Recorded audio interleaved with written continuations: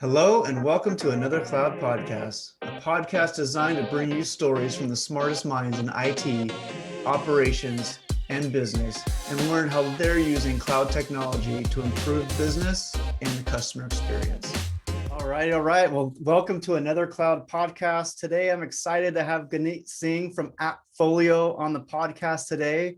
Of course, we have Artie here as well, but let's highlight you, Guneet. Good to have you here. Happy Tuesday. Happy Tuesday, Alex. Good to meet you, Adi, as well. Really excited to be here. Absolutely. We're excited to have you. And just a quick housekeeping, all the views and opinions expressed here on the podcast are Guneet's and not representative of AppFolio. I want to make sure we take care of that and just know that this is his views from his collective years of experience in customer experience. So with that, Guneet, why don't you just help everyone understand that's listening, just kind of how you got to AppFolio, what your career path has been, and then a little bit about just what AppFolio does for those that don't know. Yeah, absolutely. Yeah. I've been with AppFolio for over a year now. AppFolio is a property management software company. To give it more clarity, it's for property managers. They can have a clear view into what they need to spend most of their day-to-day jobs on. So they're not worrying about accounting, reporting, consolidation, leasing, things like that. It's very intuitively designed to delight the residents for property manager space, as well as the staff who actually is servicing these apartments or these houses or these community associations. Very intuitively built, very highly on automation as well. So PM can spend their time wisely to run their business and day-to-day job and scale up their portfolio. Been with the tech industry for the last 7 to 8 years. Prior to this, I was working at DocuSign, and very proudly, I can say, building and driving CX practice in Bay Area in Southern California. Very proud to be associated with professional associations, who are rallying around the CX as a cause, have been involved in both strategic as well as tactical rollout of CX disciplines across different companies and different portfolios as such. Yeah, absolutely. And you mentioned, this brave new world of CX and customer experience and how it's definitely has blossomed. I think it all probably started right up there in the Bay Area, near San Francisco, Silicon Valley, of these SaaS companies similar to yours that go, well, we don't want account managers. We want customer success managers, and we want an experience for our customers. And it's really evolved from with technology. I think the industry's evolved. How have you seen that grow just in the companies you've worked for with DocuSign and now at AppFolio, and how that's changed? Yeah, absolutely. So I'll say you hit on that point. It was more about we don't need account managers. We need somebody who can actually own the success of the customer, or we can drive the experience aspect of the customer. It boils down to one thing, which is value realization for both for customers as well as for the businesses. So just to kind of going a little bit deep into your questions, how I have kind of grown over the last several years in the customer experience domain as such. My story is pretty simple. Very kind of normal day-to-day life story, but deep rooted in the belief, which I think is agnostic to any industry, which is hard work. I think my fundamental belief is there is no other replacement, there is no other shortcut, or any myth I don't want to paint for the listeners out there that there's anything else. For my belief, hard work is the only key. You got to believe in what you're doing, and you got to be patient. What happens, what I've seen with methodologies come in and go, different frameworks come in and go, as people get impatient, especially the world which we operate in. We live in a very fiscal to fiscal mindset. So it's bound that managers, as leaders, as executives, we lose patience. Hey, it's not getting me my ROI. It's not getting me my ROI for that particular quarter. So you, as a practitioner, you need to paint that picture that the ROI can be accomplished, whether it's quarter or whether it's the whole 1 year. So you got to show that, you got to paint that path from that perspective. And that's how the key is for being successful in this particular domain, especially when you look at the last 2 decades or so, with the exponential growth in technology and the data, it has created somewhat of an illusion that you can get an overnight success. And I don't personally believe that there is anything like overnight success there. You can pick any example, and the minute you start kind of peeling the layers of onion there behind the story, you'll start seeing, without taking names, XYZ, or a top superstar, sports star, or a tech company here and there. There's a lot of hard work and a lot of patience that has gone into coming to where they are. So it's not like an overdone, but it will boil down to that one factor, hard work. And we can talk about this in detail and other topics as well. I'm happy to exchange more views. But from a professional side, like most adults, I Yeah. started my career in college, working different jobs at the same time. My first official job was in the back office operations for a very large reinsurance company. What I was doing was processing property and casualty claims. So literally, I was sitting on the shop floor. As Yeah. most of you might be familiar with the contact center language, doing things, doing transactions, doing processing, working on the claims of the third parties. While working with that company, I did gain meaningful experience, especially understanding what does it mean to drive excellence. What is this word called operational excellence? Because you might have heard about the word OPEX or operational excellence. What does actually that means, from a customer standpoint? And that became the cornerstone of my journey in the CX itself. We don't hear these days that often about what I call the old school methodology of Six Sigma as such. But if I owe my success to anything, I'll say most of my learnings, which were the foundation of my career, came from that methodology, in business as well as in personal life. And here's the reason why. It taught me how to decode the word value and understanding, what does customer needs are. How do you actually decode the value, what customers are looking from your product or from your service, irrespective of the size of the company or the scale. If you're a startup or if you are an enterprise, these two things, are deep rooted into that methodology. And that kind of something were the cornerstone of my growth. Other than that, there wasn't any secret sauce as such, and as I said earlier, have been very fortunate to work across various different companies, various different industries. I've been on the front line, have built teams, managed teams, had very good fortune of living and working out of different countries outside of my home country where I grew up. Been in US for the last 25 years or so. And then that gave me an opportunity to also understand another aspect, which is a key pillar in the customer experience, is the culture. Culture allowed me to understand the importance of how to work with different teams, how to understand the different mindsets or different mental models which operate behind customers' decision to work or engage with a particular service or a particular brand. And you will not be able to understand until you start actually living and breathing that culture. So I was very fortunate to kind of get that exposure firsthand. And then to sum it up, my background in terms of my journey until now, I'll say focus on operational excellence, getting business outcomes, respecting the culture, and never forgetting that hard work cannot be substituted. Are the few things which has helped me over the years build up my customer experience journey. Yeah, let's talk a little bit about culture. So there's definitely the internal employee culture, but also there's the culture of your customers and your members, whoever you're servicing. So being very conscious of who they are and what they represent, and also how to better serve them. How do you work with your internal teams to really make sure that you're delivering some amazing customer experience based off of who your client base is? Love the question, Hardy. Thank you for teeing it up. And that's the whole point of having these conversational chats, is like when it's not scripted, because I really enjoy these. If you allow me, I'll take a step back and say, let's first define what do we mean by the word customer experience? Because the word itself is quite nebulous, as both of you have been pioneers in this space. So you know that. It can mean 20,000 different things to 20,000 listeners, or a million of people out around the world. Plenty of definitions. So I'm not going to paint a definition which should be used as an idle definition. For me, for Guneet, customer experience, simply put, is a combination of three things: effort, success, and emotion. Now, emotion, as all of us we know, it's all about the feeling from different interactions customers are having, whether it's people or product. And that's where that connection becomes very vital when you talk about culture. If you don't understand the culture in which the customer is actually living and breathing, or the employee who is actually servicing, or the product that you're trying to stand up, or you have a product that you're trying to bring to the market, and you don't understand, or you underestimate the importance of the norms, the culture, the way that people do things, the way people accept the change they like to have. If you don't understand, or if you don't do a deep dive in that one, it can derail your experience altogether. And then the second piece is the effort piece.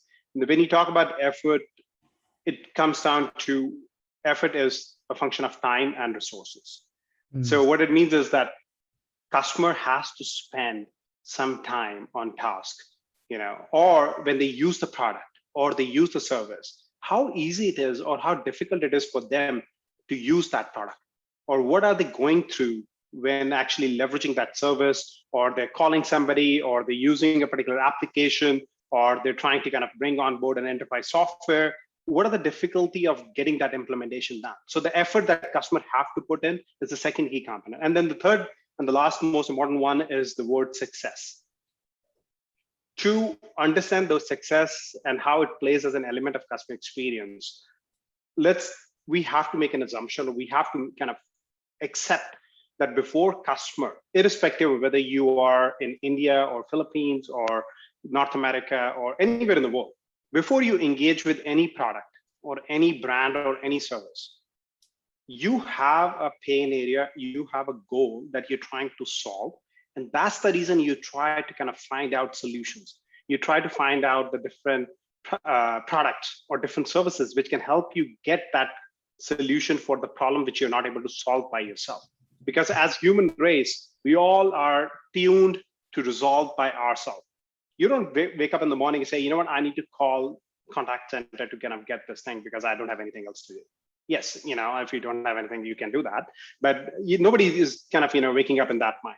So coming back to success is anchored around how can we make sure that customer accomplishes that goal.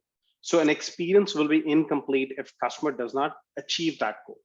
Now, how is that tied back to the culture in terms of the people or the customer itself? To understand what success means, you got to understand again the mental model of what customers are defining as success. You need to understand their behaviors. You need to understand their perceptions, which are getting formed from the problem before even they come to your product. So these are the three components which are the cornerstone of customer experience. And all of these lead back to the statement which I was trying to explain earlier, that all of these things lead to value creation. Because if you look at whether it's company or individual or any given product, you can make or deliver a great experience only when you can create the value for your customer at every single interaction. If you are in the services, or if even in your product world, at every single stage of your product journey, if you can create value for your customer, that's what the experience is all about. Because every single interaction matters, every customer matters. And that's the most significant gap, which I have seen in my couple of decades of working, is when you talk about enterprises or startups, they're all running about the biggest shiny object for that particular quarter. So what often gets neglected is the install base or the customers you have already on your kitty, on your board. We often tend to forget about them. And then we say, let's build this new feature. Let's build this new service for the most profitable customer. Yes, that's the thing we need to do because they're going to get us the revenue. Yes. But what is happening is we keep on ignoring at the cost of the existing base. So what happens after the few years when your base starts to erode, you start over the cycle again. So to think about the value erosion that takes place in the sheer absence of a true customer experience. So that's why I'm kind of going back to the point that every single customer matters and every single interaction matters. So if you can take the most admired brands in the world, whether it's tech, whether it's hospitality, whether it's telecom services, if they're an admired brand, they're not only trying to make experience good for their most profitable customers or most high-paying revenue customers. They're trying to make it good for every single customer. So that's the kind of the lens I want everybody to understand. When we talk about culture and customer experience, that these three components are not exclusive. At the same time, they're very essential to making or breaking an experience. Yeah, I think that, you mentioned the value, and I think that's so important, right? And it's a lot of it's understanding, well, what is valuable for your customer? And I've seen it so many times where product or sales or marketing thinks, well, this is what they want. I'm just going to go out there and push what we think that the customer wants. how do you solve for just learning the value of what your customers value? What do you have, like, how do you scale that? How do you learn that information to then be able to create these processes around that? Great question. So simple answer is you're not going to be able to understand if you don't do it. Mm-hmm. So first thing first, when marketing is trying to create a narrative or value prop and understand what value is, they reach out to the customers. They try to understand what matters for them. What are the real wants? And then let's convert that into the needs. So the framework, again, is rooted into the customer experience. So one of the key discipline I follow is customer first understanding and customer first strategy. That how do we build our infrastructure to drive that customer understanding, not only for marketing, but also for our services organization, also for our product organization. So as you're trying to go in front of the customers, you're going with the value prop of like, here are 3 things or 4 things which we believe are the value prop, which is the most important one for you. And try to understand that what matters for them, in which context does it matter? And then try to understand what is the level of effort they perceive that they will have to put into using that particular product or using that particular service. So that's kind of, the holy grail there. What often happens is that we try to presume, we try to do a survey here and there, and then we use that as a construct to say, this is the value which most of the customers are thinking about. What we don't realize is that we are sitting in the age of technology where last 20 years have seen exponential amount of data growth and technology growth.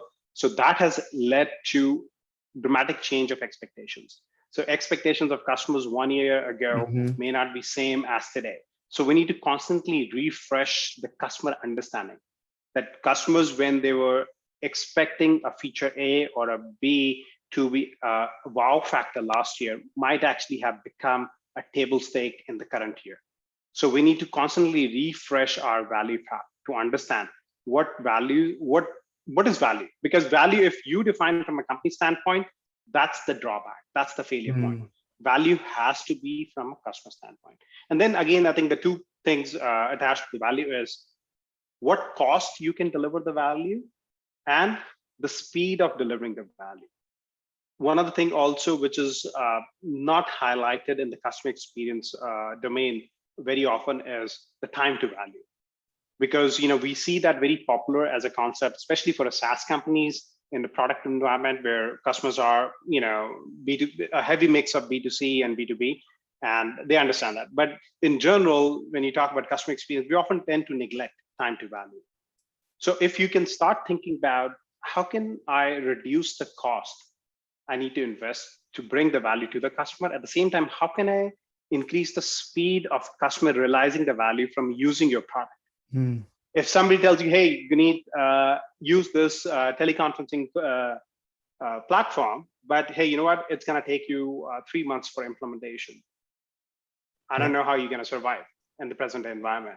Even if you're an enterprise company and you say, hey, we're going to use Guneet's communications for teleconferences, but it's going to take 3 months.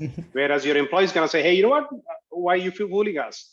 There are 20 other things which we can just sign up today, even with all the compliance checks, and we can start using tomorrow morning, if not tonight.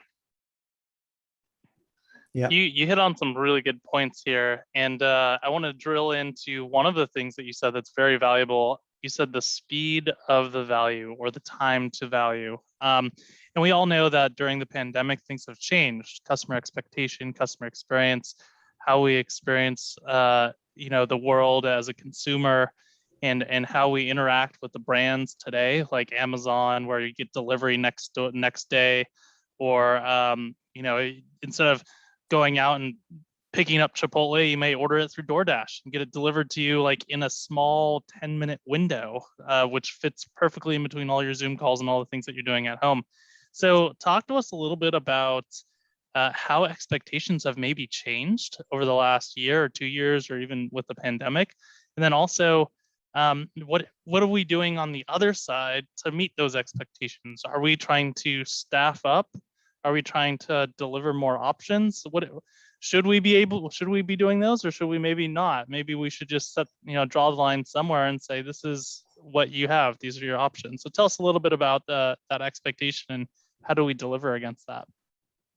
Great, nice question, and that's a little bit of a, I'll say, tough question. Especially the topic pandemic is a little bit unfortunate. It's Yeah. very kind of it's hitting close to many of us all across the world.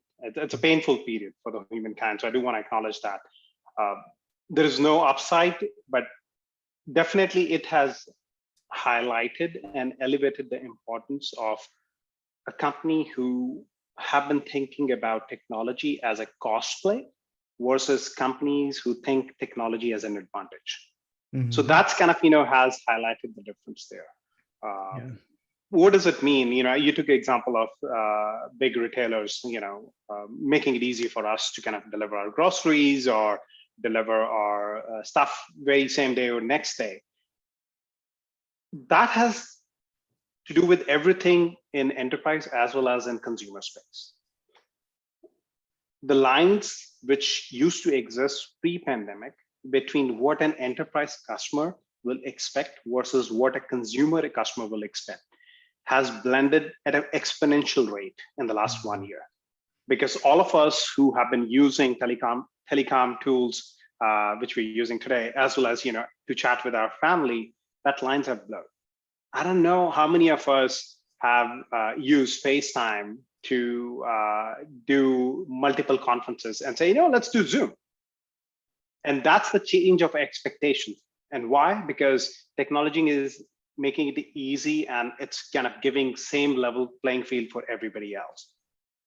So it has elevated the need of kind of looking at technology not as a cost play, but more as an advantage. So especially when you think about investment, what I'm seeing is, from my perspective, companies are betting heavily on investing in technology, especially in AI, in every single company's process. The reason is simple. Cost of delivering value and the time to value for customer at every single stage interaction goes dramatically down when you bring in AI. And that's not only to reduce the headcounts, but to deliver that wow experience to the customer. And I'll take an example. I've been the customer for one of the biggest retailer, for their grocery stores. And before pandemic, once in a while I used to go to the actual store and do the shopping, and once in a while I used the app as well. When pandemic hit, I started using the application, and I tried to follow the journey they did for improving their application interface, as well as the look and feel, also the availability. I could literally see the world of a difference between pre-pandemic and post-pandemic.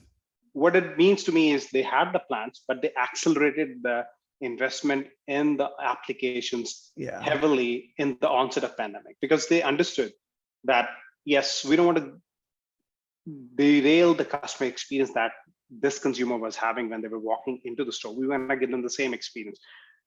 To compromise the quality, because I was hesitant to buy online, because hey, if I'm trying to buy apples, I want to make sure they're kind of nice, they're not kind of mushy, and they're smelling the same way. Obviously, I can't do the smell thing on the application, but they made it easy. As soon as I get my groceries delivered, if I'm not happy with the quality of apple, no questions asked.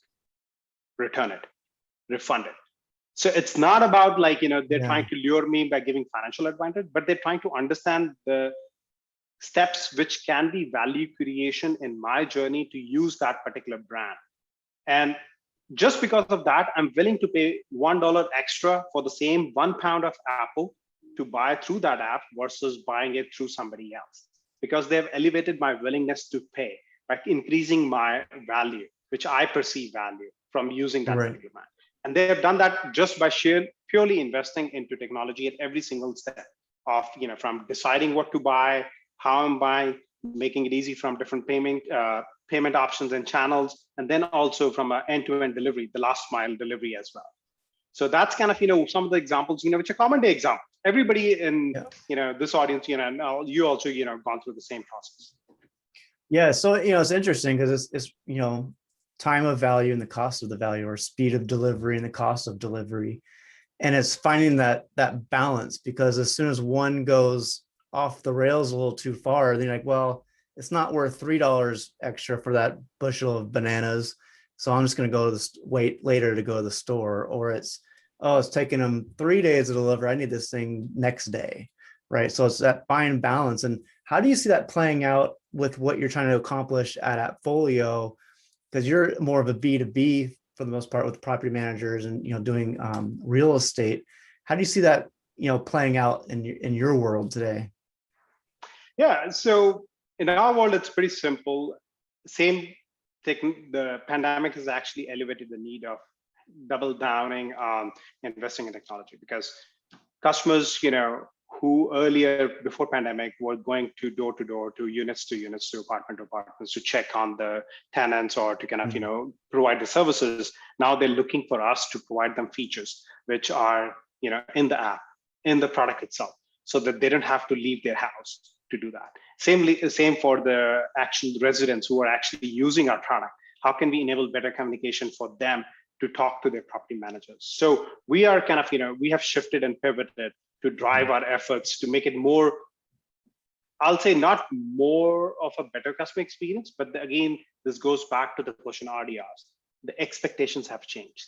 So what was considered as a good experience or a better customer experience before pandemic now has become a table stake. Now the expectations have changed. I am sitting at home. I want to check on X, Y, Z, and I want this feature in the product itself. Yeah. So if you're not able to deliver that, and first of all, if you're not able to read that and understand that, that's a failure point. And as soon as we're able to understand, we need to deliver that immediately. Otherwise, we lose that advantage, because we lose the risk of eroding that value which we have created with the customers until this point. What is that, really quick, Artie? Where does that look like with you and your executive team to basically keep a close enough pulse on your clients? Like, how does that work, or how do you make sure that, because things change rapidly, especially with technology, and it goes from pre-pandemic way of doing things to post or current pandemic, and it's completely changed. And that's kind of an obvious one, but what about more like the nuanced changes in customer behavior, essentially, to be able to recognize that? What kind of disciplines do you have in place to make sure you recognize those changes and get on it right away? Right. So as you heard me say, customer understanding is one of the key pillars for the customer experience itself. So when I say customer understanding, it's not about you just waiting for a survey to come in. You need to have systems in place to monitor the usage of the product, how the customers are using the product. What are the different behaviors or the action? If they're sitting on a particular page or a particular product itself, what is the next action they're trying to do? How often are they doing that? How much time are they doing? And then again, you can't look in isolation for these data points. So what I do is, and we do is, not only in AppFolio, but in the previous companies as well, we try to bring this 360-degree view of the customer into one single platform to say, hey, let's understand what is the behavioral data from this Guneet as a customer is telling us, that Guneet has tendency to buy only organic red apples over and over again. But then what are the actions he's taking?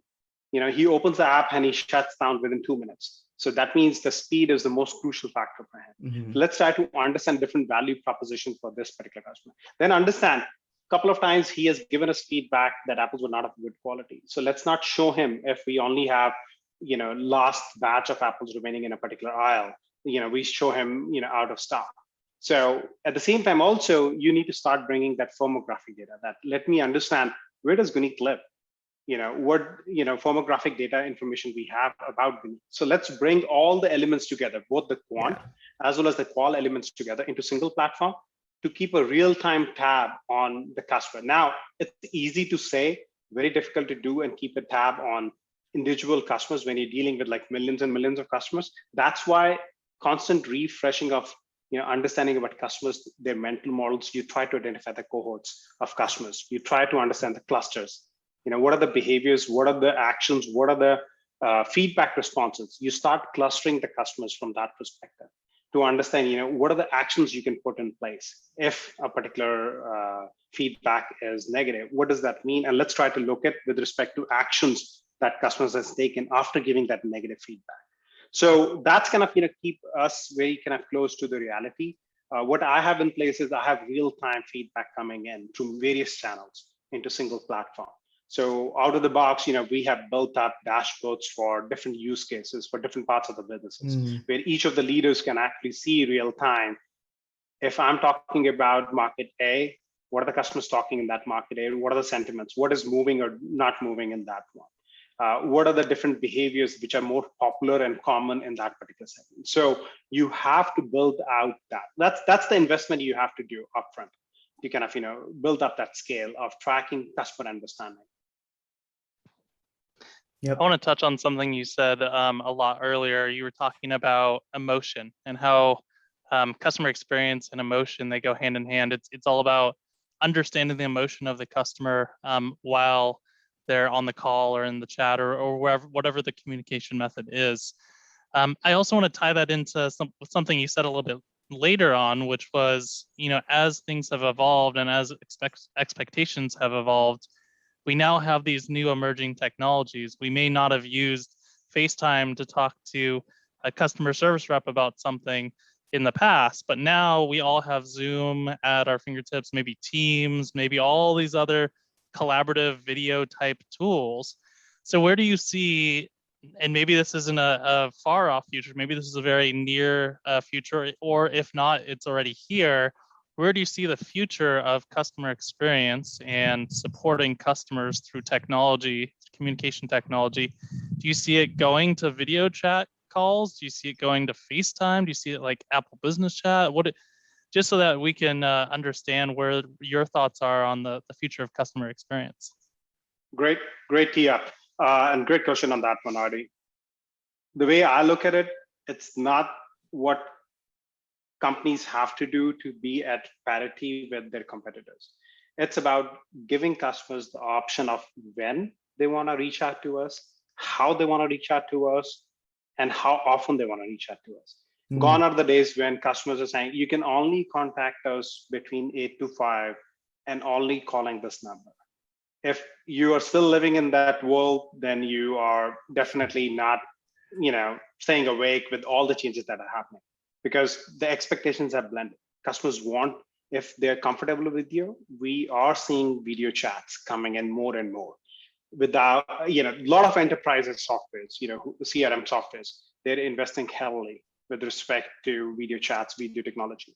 You come to talk about the mental models or the customer understanding. Gone are the days when companies are saying, hey, let's look at this feedback survey or this NPS or CSAT. They're saying, let's look at the video testimonial customers are submitting to us. Let's understand, gone are the days people are talking, even the Twitter is now old. People are not worrying about like what customers are talking about on Twitter. They're saying, let's understand. If I heard some video from an influencer in the Instagram or in any other Snapchat, let me understand the video, let me understand there was a live feed or there was a reel that came out. So let me kind of, figure that out. So companies are investing heavily, which I've seen as a trend across that, it's not about what options we need to give to the customers. It has to be universal. We need to give customers ability to choose the channel of their choice, time of their choice, and then how often they want to reach out to us. Now, companies which are smarter, they're investing in AI so that they're eliminating the need of customer reaching out to us. So, because you cannot eliminate the service element from the customer experience ever. You will need to talk to a human eventually or sometime in the customer journey. How can we make it more frictionless? How can we make it more effortless and make it more enjoyable? So yes, when I use a product, maybe at Apple or Amazon, I do have an issue and I do want to get my resolution. Yes, by design, it's not easy to get a human upfront in 1 or 2 clicks. But if I am a good customer in terms of, if I know what I'm trying to solve for, I go and I have options to resolve myself.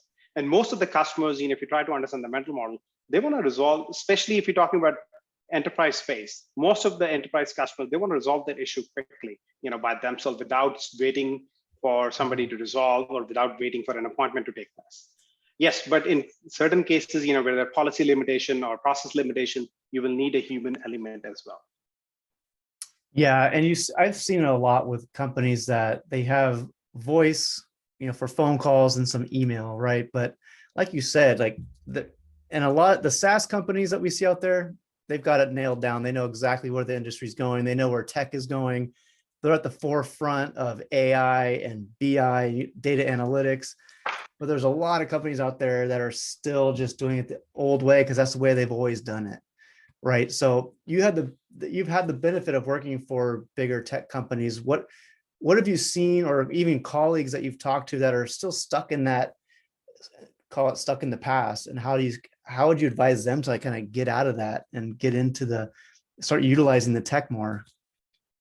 I'll just shamelessly go back to my same point as like, stop seeing investment of technology as a cost. Right. Start seeing it as an advantage, that how can it help you capture new segment or capture the existing segment better, or reduce the cost to serve that particular segment, or how can you reduce the friction, which is the most important piece in the customer journey. Use that angle to look at the technology rather than looking at tech as a cost. Hey, I got to spend like $1 billion in investing XYZ AI solution. And then I think the most important piece is, don't go for big bang. If you're an enterprise, large enterprise tech company, still kind of not tech company, but enterprise company, which is not still heavy on the tech, start small, pick a function, start understanding, what are the customer problems you're trying to solve. Just go small on one process. Bring AI, bring technology in that one single process, and you will create that pull across the organization. That's kind of what I have adopted as a technique over the last several years. Irrespective of whether it's today's technology or yesterday technology, start small with one function, one process to create that pull, rather than pushing out the need of change. So that's kind of is the most crucial piece I would recommend. Yeah, I love the crawl, walk, run approach. Right, is essentially the same thing. Right, start simple, start small. Yeah. Because if it works well, then essentially we just scale it up, right? It's all cloud-based typically, and yeah, it's a good way to go. Artie, I had a question for you. So, at Textile, like, how do you guys, view the customer experience? Because I think it's similar in a lot of ways where it's changing so much. I'm sure it's changed a lot for you as well. Oh yeah, absolutely. Servicing the customer across the channel of their choice is very important. Social media has been a huge channel of growth for us before 2019. 2018 was when it really started to get crazy. Our customers were actually requesting for us to use Facebook Messenger and Instagram Direct and Twitter Direct way before even Instagram Direct had APIs to integrate into tooling systems. One of the things that we found is really interesting is, and this goes back to the question I had earlier around emotion. For some of these channels like Facebook Messenger, Twitter, basically any of the mobile channels where you have them on your phone and you want to communicate with a company, you can use things like emojis, Bitmojis, pictures. People are trying to get around just text to text. So for example, at Textile, we're a fashion company, would deliver things directly to people's door. And we'll get something that says your package has been delivered, it's at your doorstep, and they'll physically open up their door, take a picture of an empty doorstep and say, nope, the package isn't here, in a Facebook Messenger post, and then reply with sad emoji or like thumbs down or whatever that is. And your traditional contact center, if you don't have the technology in place to even accept photos or accept emojis, it's going to be really confusing for your customer service agent to be able to respond. Or if you're not able to respond with emojis, if someone's like saying like your product's awesome and they put like a fire emoji with a smiley face, like if you can send something back that's similar, like a big thumbs up or a heart symbol or whatever that is, that's going to resonate more than a thanks so much in plain text. So yeah, it's definitely changed, and I think it's going to change even more over the next couple of years. Yeah, I think I love that listening to you, Adi, on that Facebook example. I've used it multiple times, and it goes back to conversation we were having. How culture plays again a very crucial role. Some cultures, may be very open to emojis, and or some cultures, even forget about culture. Some demographics may not be actually comfortable with text. They may be just looking at emojis, versus some where, hey, don't give me this emoji, give me a proper simple answer. So understanding that again, building the capacity or capability to understand who the customer is. Mhm. That is the real secret sauce to implement, whether you want to do A, B, or C option, whether it's emoji or simple text, or you want to do any of the non-verbal communication or a video chat. But yeah, you're absolutely right. I think we need to enable customers for their choices. Yeah, and one of our brands is actually a lingerie brand. So although not a lot of explicit things are said via chat or over the phone, sometimes they'll use swear words. At least in North America, they'll use swear words in the positive. Yeah. That's effing awesome or whatever the swear word is. But it's funny because we have technology in place to flag what those words are, and we obviously don't want our agents to be saying swear words back to our customers. So we have to be very careful about how we navigate that conversation. But if it's said in the positive, then maybe that conversation changes based off of what the customer's expectation is with the company that they're talking to. So it's very interesting. I think you said it the best earlier. We're blurring a lot of lines, technology wise. Also, our culture is blurring as we're in different environments with working from home, and there may be a dog in the background, or I think earlier there was a crow because I'm outside and I'm working from home, and those things are starting to become a little bit more acceptable. Or a kid running into the room and asking like, "Daddy, are you on a web call right now?" Like those are just kind of normal things now, and we've accepted that. And I think our proverbial tie has loosened from in the business world a little bit more because of that. Yeah, absolutely. And I do want to go back to that example which you were sharing about the lingerie thing. That's where the investment in technology comes into play. I'm sure your client is using NLP to understand the context in which that swear word was used. And that's where, we got to invest in technology, not as a cost, but as an advantage. If you had not, then, you have to put rules to kind of, blank that or beep that word. But if you have technology which can understand the NLP, using NLP can understand the context for North American users using that particular brand, and that it's not a negative, it's a positive sentiment, it's a thumbs up, from that perspective. So that's a perfect example, to what we have been having exchange on. So I had a question for you a little bit about customer experience and changing gears a little bit about trust. So we all have different levels of trust with the brands that we use as consumers, and it's really important to not only build that trust but also maintain that trust. So where do you see trust in not only a brand but also the person or people that you're talking to that represent that brand? And how do you develop that trust and make sure that that trust is there in the long term? Great. You will get tired of hearing me again and again for the same three things: emotion, effort, and success. But I think for the trust, on a serious note, success is the single most important factor. Trust will not come if the customer is not successful and the outcome they're trying to accomplish. So you got to be relentless about making your customer successful on the goals they're trying to accomplish, the things they're trying to accomplish. And once you have demonstrated that, you have earned their trust. But they know that he, she, or this company or that particular service can enable me for success. Mhm. That's something which is crucial. And that's for me is the foundation of trust. And then from there on, customers going to by default take you for trust.